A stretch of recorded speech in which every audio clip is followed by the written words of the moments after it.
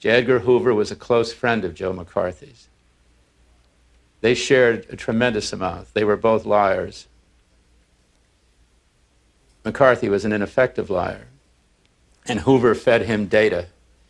And McCarthy didn't even have the lists in the beginning. McCarthy's lists in the beginning came out of old books. But Hoover kept feeding McCarthy lists until they broke in 1953. And it's one of the reasons McCarthy fell.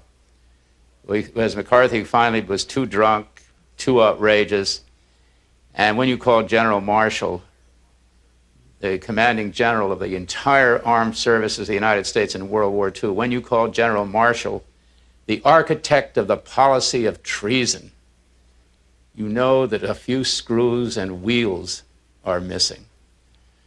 So Hoover, always concerned with self-preservation, dropped McCarthy.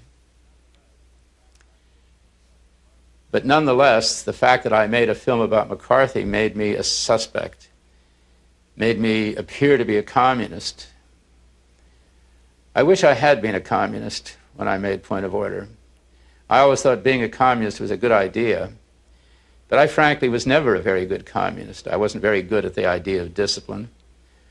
I also didn't like the idea that the Soviet Party really dominated the US Communist Party. I'm an American. This is my country.